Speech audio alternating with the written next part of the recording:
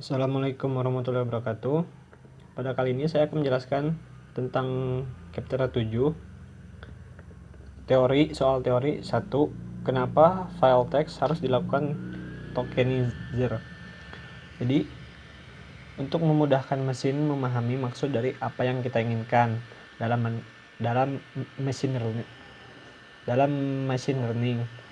Kata pada teks itu disebut token. Nah, dan proses vektorisasi dari bentuk kata ke dalam token tersebut disebut tokenizer atau tokenizer akan merubah sebuah teks menjadi simbol, kata ataupun biner dan bentuk lainnya. Nah, di sini saya punya kalimat nama saya Diva Alfansyah. Maka ketika kita lakukan tokenizer ini akan berubah menjadi nama dalam ini kalimat tersebut akan diubah ke dalam array. Nah, seperti yang di sini ada kata it's not cool that ping pong is not included in Rio 2016. Dia sebuah jadi ini untuk kalimat ini dipotong-potong menjadi it not cool that ping pong dan seterusnya. Konsep dasar dari key vault cross validation pada dataset komentar YouTube pada kode listing 7,1. Jadi ini status file key vault ini berisikan presentasi sampel untuk setiap kelas, di mana dalam ilustrasi sampel dibagi menjadi 5 dalam setiap kelasnya. Kemudian sampel tadi akan dimasukkan ke dalam kelas dari dataset YouTube tadi. Nah, apa maksud dari kode program for train test in split? Jadi data itu dibagi menjadi 2, training dan tes. Nah, itu untuk menguji apakah setiap data pada dataset sudah di-split dan tidak terjadi penumpukan, yang dimana maksudnya di setiap kelas tidak akan muncul ID yang sama. Apa maksud kode program train content bla bla bla bla bla? Jadi maksudnya itu mengambil data pada kolom atau indeks konten yang merupakan bagian dari train IDX dan tes IDX. Ilustrasinya ketika data telah diubah menjadi train dan tes, maka kita akan memilih untuk ditampilkan pada kolom yang diinginkan. Nah, ini. Apa yang dimaksud dengan fungsi tokenizer? Dengan tokenizer 6200 dan tokenizer.fit on text train content. Jadi di mana variabel tokenizer ini akan melakukan vektorisasi kata menggunakan fungsi tokenizer, yang dimana jumlah kata yang ingin diubah ke dalam bentuk token adalah 200 kata. Dan tokenizer fit.text ini maksudnya kita akan melakukan fit tokenizer hanya untuk data trainnya saja, tidak dengan data testnya untuk kolom konten. Ilustrasinya, jika Anda memberikan sesuatu seperti kucing itu duduk di atas tikar, ini akan membuat kamus the sama dengan 0, word indexnya cat sama dengan 1, itu adalah kata. Kamus indeks sehingga setiap kata mendapat integer yang unik. Jadi setiap kata itu mendapat integer yang unik atau nilai yang unik. atau bisa disebut berbeda-beda. Apa maksud dari fungsi dTrain input tokenizer.text to metric train content mode dan test input tokenizer.text metric? Jadi variabel di train input akan melakukan tokenizer dalam bentuk teks ke matrix dari data train content dengan mode matriksnya yaitu TF-VDF. Begitu juga dengan variabel D test input untuk data test. Apa maksud dari di train input bla bla bla bla bla? Jadi gini, fungsi np.nmax ini adalah nilai maksimal. Jika sumbu tidak ada, hasilnya adalah nilai skalar. Jika sumbu diberikan, hasilnya adalah array dimensi.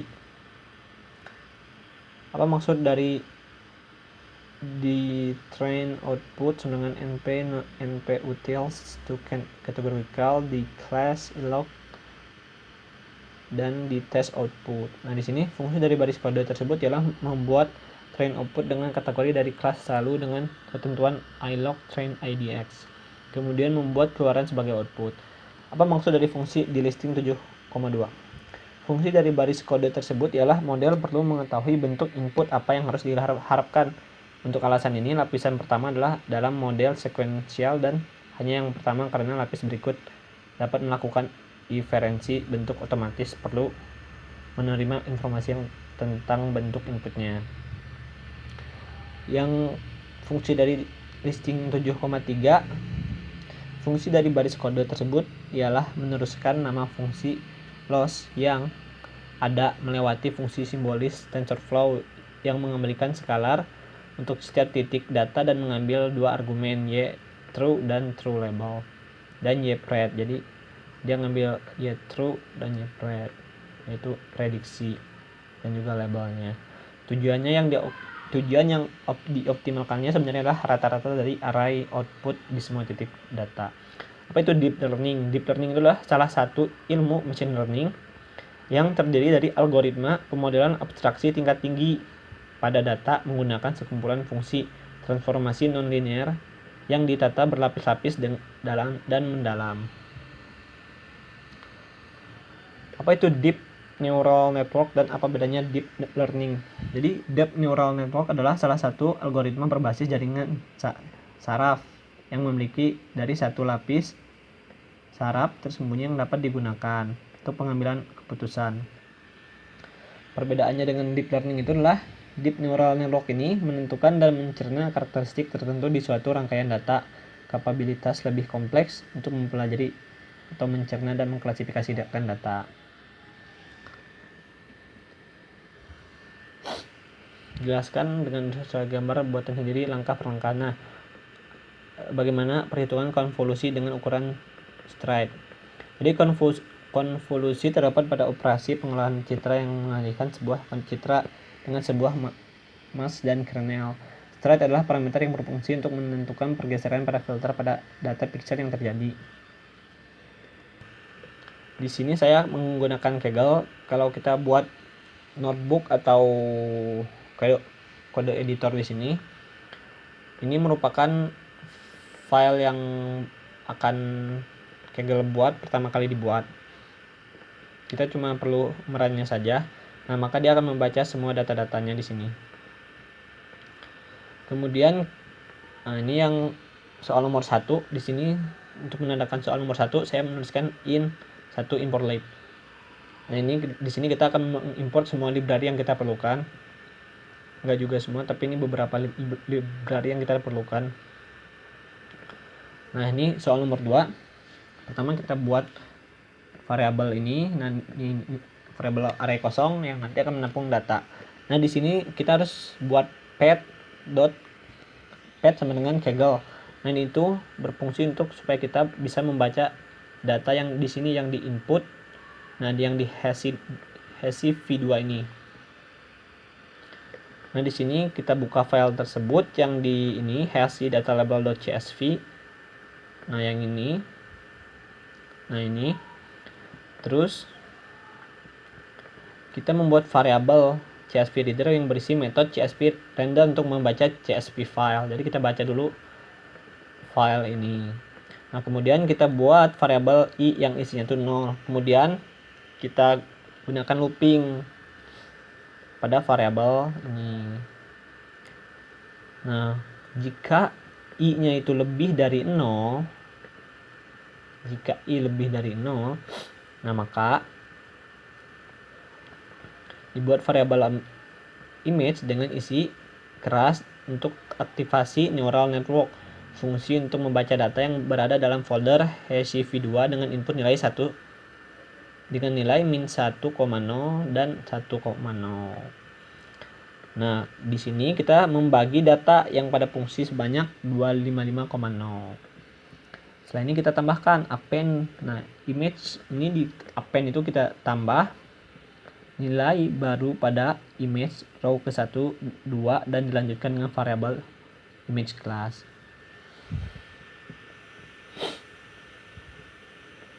Nomor 3, nah ini import random itu untuk menshuffle atau mengocok supaya merata. Setelah itu kita ini membuat variabel speed underscore idx dengan nilai integer 80% dikali dari pengembalian jumlah dari variabel image. Nah, kita buat variabel train dan test. Kemudian, nah di sini kita import dulu library numpy-nya. Kemudian buat variabel train input dengan np method array, yang mana membuat array dengan isi row 2 dari data train dan seterusnya. Nomor 5, kita import label encoder dan juga one hot encoder. Nah, di sini kita convert class name ke one hot encoding. Jadi dibuat class name-nya itu di convert ke one hot encoding.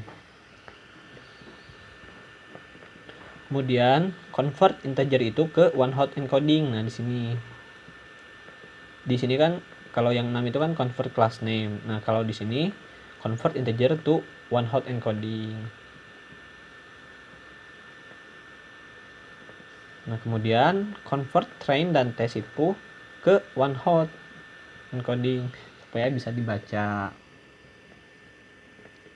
Nah, maka number of class-nya itu adalah 369. Di sini kita import lagi yang diperlukan. Nah, di sini kita desain jaringannya. Kita pakai function mode sequential yang disimpan dalam variabel model. Terus variabel model ditambahkan library conv 2 3D 30 dan 2 bit. Kemudian variabel model ditambahkan dengan library max polling to 2D. Nah, dan seterusnya. Nggak akan menghasilkan seperti gambar ini. Nah, total parameternya itu adalah 1.569.0,41. Nah, ini kita import lagi. Kemudian kita buat variabel testboard dengan isi lib dari keras. Nah, kita ini yang 12, fungsi model ditambahkan fungsi fit untuk mengetahui perhitungan train input dan train output. Nah, hasilnya itu adalah trainnya itu adalah ada 10 2 3 4 5 ada 100.070